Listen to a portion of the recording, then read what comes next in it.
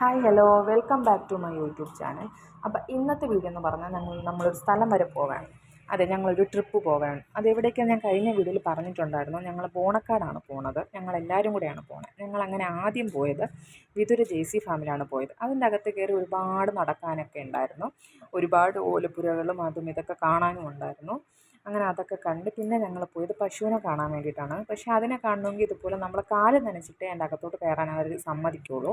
അതൊക്കെ നമ്മൾ കാലൊക്കെ നനച്ച് അതിൻ്റെ അകത്ത് കയറി ഒരുപാട് പശുക്കളുണ്ടായിരുന്നു. എല്ലാവരെയും കണ്ടു. ഈ ഒരു ഷെഡിലുള്ളതാണ് ഇത്രയും പശുക്കൾ. പല ഇനത്തിലുള്ള പശുക്കളാണ് കേട്ടോ. ഇതുപോലെ 2ഉം 3ഉം ഷെഡൊക്കെ അവിടെ ഉണ്ട്. ഞങ്ങൾ ഒരെണ്ണത്തിലേ കയറിയുള്ളൂ. പിന്നെ ആടുകളും ഉണ്ട്. അതിനെയൊന്നും നമുക്ക് കാണാൻ നമുക്ക് സമയമില്ലായിരുന്നു.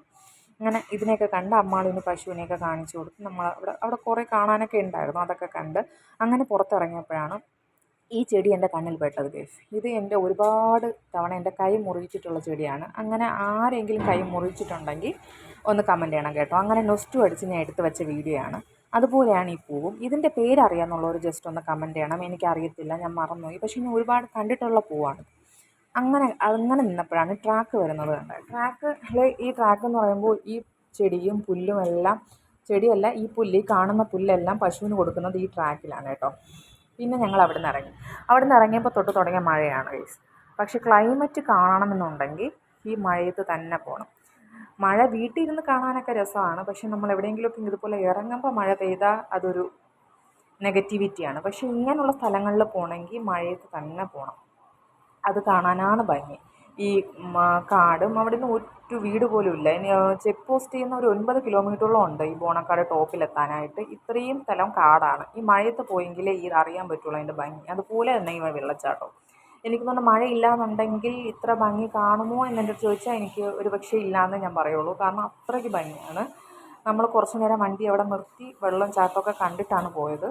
അത്രയ്ക്ക് നല്ല രസമായിരുന്നു. സാധാരണ ബസ്സിൽ പോയാലും ഇവിടെയൊക്കെ കയറ്റി വിടത്തുള്ളൂ KSRTCയിൽ. നമ്മുടെ വണ്ടിയിൽ പോയ ചെക്ക് പോസ്റ്റിൻ്റെ മുകളിലോട്ട് കയറ്റി വിടാത്തതാണ്. പിന്നെ വിളിച്ച് പറയാനൊക്കെ ആൾക്കാരൊക്കെ ഉണ്ടെന്നുണ്ടെങ്കിൽ കയറ്റി വിടും. അങ്ങനെയാണ് ഞങ്ങൾ കയറി പോയത്. ഞങ്ങൾക്ക് ബസ്സിൽ പോകാൻ വേണ്ടിയിട്ടായിരുന്നേ. പക്ഷേ ഞങ്ങളുടെ ബസ് മിസ്സായിപ്പോയി. സമയത്ത് നമ്മൾ താമസിച്ചതുകൊണ്ട്.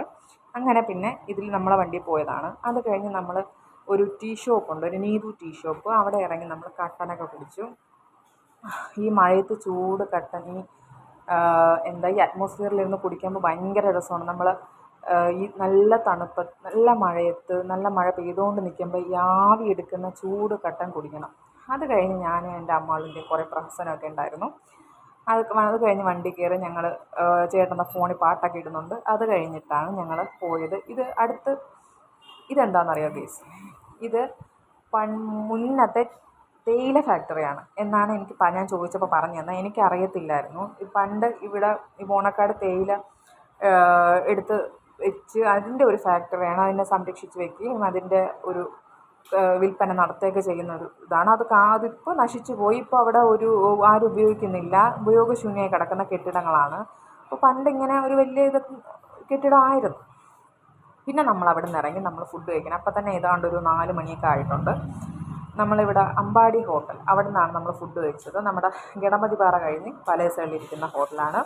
അത്യാവശ്യം നല്ല ഫുഡാണ്, കുഴപ്പമൊന്നുമില്ല. ഞങ്ങൾ ബിരിയാണിയും ഊണും പോർക്കും ബീഫും ഒക്കെ വാങ്ങിയിട്ടുണ്ടായിരുന്നു. ബിരിയാണി ആ ഒരു പൈസയ്ക്ക് വെട്ടാണോ എന്ന് ചോദിച്ചാൽ അത്രയല്ല. പക്ഷേ ഊണൊരു രക്ഷയില്ല, അടിപൊളിയായിരുന്നു.